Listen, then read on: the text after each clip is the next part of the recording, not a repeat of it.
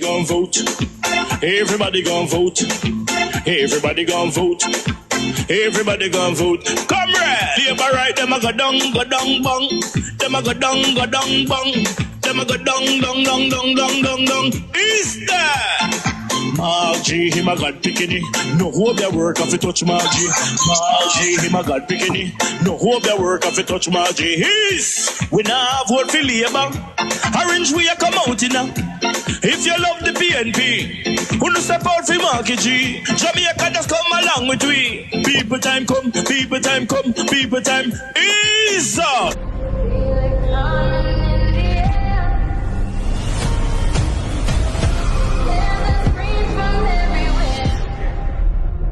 Only thing that's on my mind is who's gonna run this town tonight. Yeah, I say that we are pledge of allegiance. Who's gonna run this town tonight? Yeah, I say that we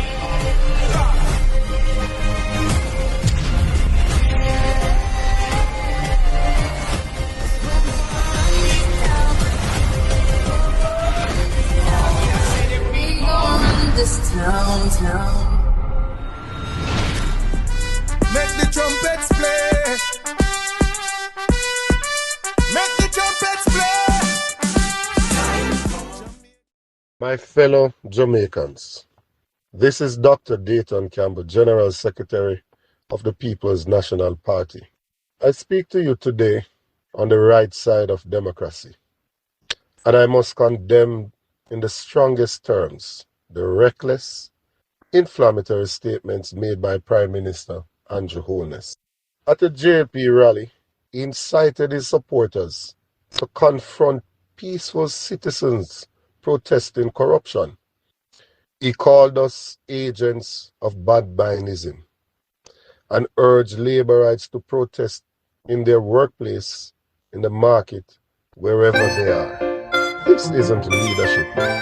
It's a dangerous incitement. Jamaica knows the bloodshed political violence brings. For our Prime Minister to fuel division in markets, workplaces, and streets, it's irresponsible. It endangers lives. But hear this clearly. The PNP's protest today and always will be peaceful, lawful, and principled. We will not be threatened or distracted from demanding accountability. To civil society, the private sector, the international community, hold the Prime Minister responsible. These words aren't just reckless, they undermine democracy itself.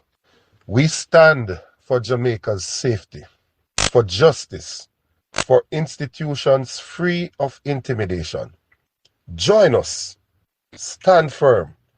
We will not go back to the dark days being encouraged by the Prime Minister and the Jamaica Labour Party. May God bless Jamaica. Yeah, I don't think it's irregular to have 28 bank accounts. In fact, I can tell you, my experience is that if you go into several private sector businesses, you'll find that they have a multitude of bank accounts. Some of them inactive, some of them they're using, but people own bank accounts for specific purposes. So it's not unusual for people to do multiple activities. If you're doing multiple activities, then obviously, one of the ways I find that people, especially non-accountants, try to reconcile their business is by having payments through different bank accounts. Accountants, for example, might have one account and then you reconcile and adjust between, but many people, it's not unusual for them to do that.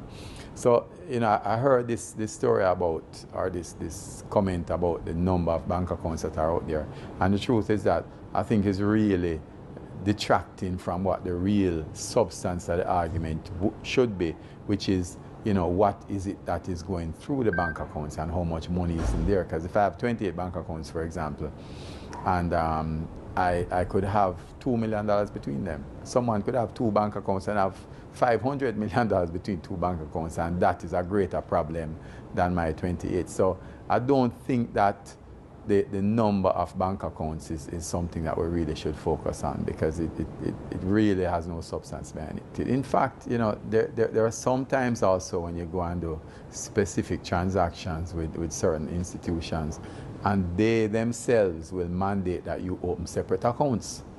So therefore, it isn't, sometimes it's not because of your own choosing why you want a new account, but they will say, listen, in order for you to do this product, right, or for you to do this investment or use this checking, this different company, I want another account, or I want two accounts attached to it. So, you know, I hear the argument, but I think that the argument is really a detraction, for example, I think, from what the substantial situation should be, which is really the transaction itself. And, you know, I'm trying to understand what is the investigation around the number of bank accounts, what you're going to achieve. And he should not take the post. Decency and law and justice should tell him it is not his kind of job, and he should not take it. Don't become a scapegoat. Don't become a scapegoat. Don't become a scapegoat.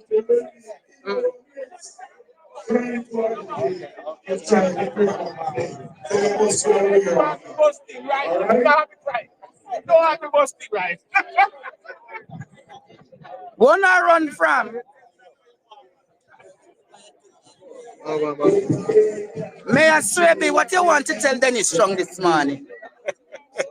Brother, What you want to tell Dennis Chung this do morning? the honorable thing and don't take up the offer. Don't take up the offer. So just do the honorable thing. But there is an argument that him never did get no money at Football Federation, and Andrew give him a partner draw now. So why not to take the partner draw? Dennis Chung, in my mind, is a good youth. Just do the honorable thing. I don't know about the JFF and those things. Do the honorable thing and don't take that job. Don't let nobody use that as a scapegoat. Don't take it as a, don't become a scapegoat. All right. I hear you loud and clear. I get in the mayor. What you saying today, Councillor? What you want to say to Dennis Chung? Well, I thought Dennis had some morals about him, but the fact that he's expressing it, I'm saying to him, do the honorable thing and just don't accept this post today. Are you the one who sent Venetia Phillips in a political exile, right? Oh, Lady Phillips, yeah. Lady Phillips? Is you send Venetia Phillips in a political exile? All right, I know what you're going to do for favor. I'll leave it to the general election. That is good. All right?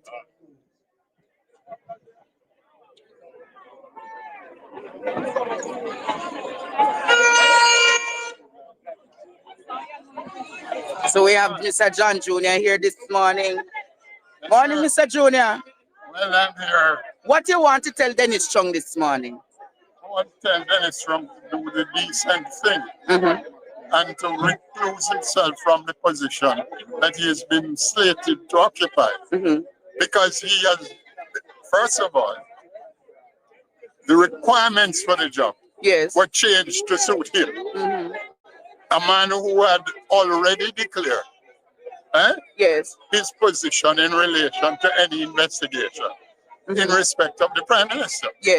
But in that case, that is good enough. But when the Prime Minister seeks to deal with additionally saying all labor rights must come out today, what, you mean we don't have the right to peaceful protest anymore? Is he looking confrontation? Well, if that is what it is with my half stick, I'm here.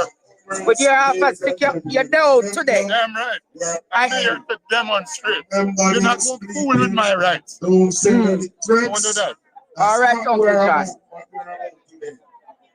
We're live on what you're saying. Sir David. So please, keep the language clear.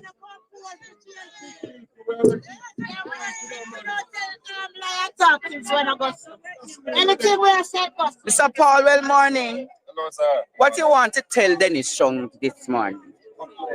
Dennis just needs to do what is right. Just what is right. And do not accept this job. That's all. But there's an argument that probably this is a better salary than what he was getting at JFF.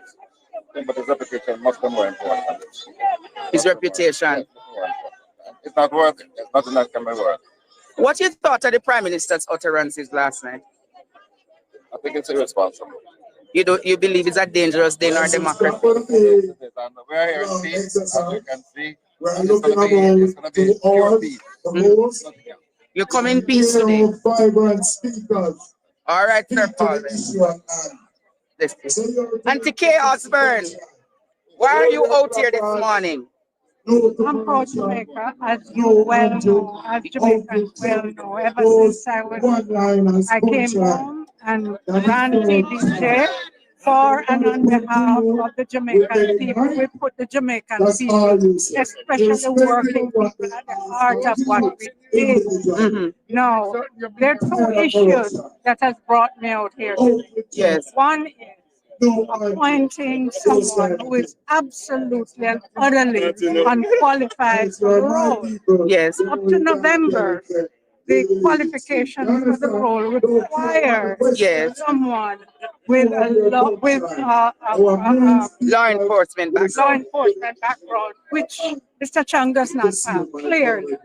Many of the persons who had the position before had that background, and it's essential in order for the person to interrogate the issues properly. True. Secondly, Mr. Chung has made it clear, made his bias clear, because one of the main issues that his organization is have to deal with is the Prime Minister's statutory declaration, his financing. Yes. The people of Jamaica require that we do not facilitate corruption. Yes. And the anti-corruption body is there to try to root that out. Yes. And so what the Prime Minister seems to be doing is that he seems to be trying to change the law. Yes. Put people in place to protect him. Facilitate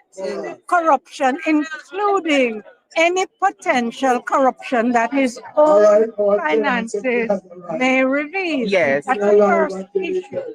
The second issue that drove me here was yesterday. Now, I support businesses and I support the Jamaican people. So when our Prime Minister says to Jamaicans, go to your workplaces and create disruption at your workplaces, what does that tell you for a political reason that he cannot even articulate? What does that tell you? He tells you that he's anti-business, and with the PSOJ not responding, the people must respond. If the PSOJ, John, the people must respond. The PSOJ needs to respond to an anti-business declaration, an incitement by the Prime Minister at business places by the Prime Minister. If the PSOJ does not respond, the people must respond. I agree with you, Miss Osborne. That's Kay Osborne, former head morning antipat. The GenSec is about to talk. How you do, mommy? Bless you. Prof Morris. Hey. Are your son Andre, man? Yes, my brother. I'm the person, I'm my father. Yes, cool. Prof. So the GenSec is where the GenSec going.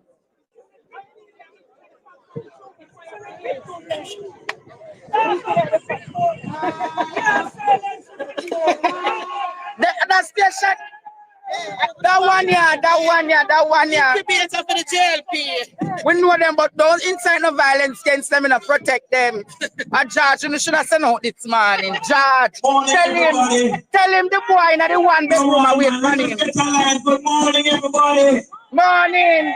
We're coming out here this morning and we're talking. We're not coming out here as politicians. We're out here as citizens of Jamaica who want a better Jamaica. A better future for our children and our grandchildren. Yes, tell them, friendly. This morning we're out here to stand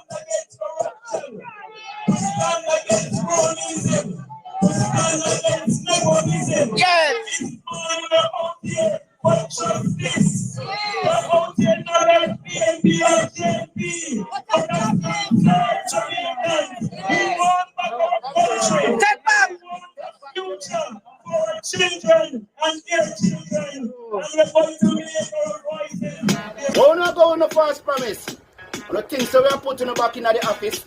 On the things that we are novice.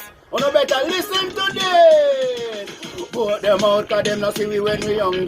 Vote them out from Kingston to country. Vote them out cause when they win them a go dump way. We have to tell them promptly people just vote them out cause them not see we when we hungry. Vote them out from Kingston to country. Vote them out, we have to tell them promptly. Cause when they win them a go dump way. Marky G, you know you the people them really want to see a great leader who will talk to we. Put on the boat and go, they go walk to we. Yes, go march to we. Because we have some guy with them on a intention, leading the country in the wrong direction. That's why we come to make we own a selection. This we are gonna do when him call the election. Vote them out cause them not see we when we hungry. Vote them out from Kingston to country. Vote them out cause when they win them a go dump way. So we a tell them promptly people just vote them out cause them not see we when we hungry. Vote them out from Kingston to country. Vote them out cause when they win them a go dump way. We have to tell them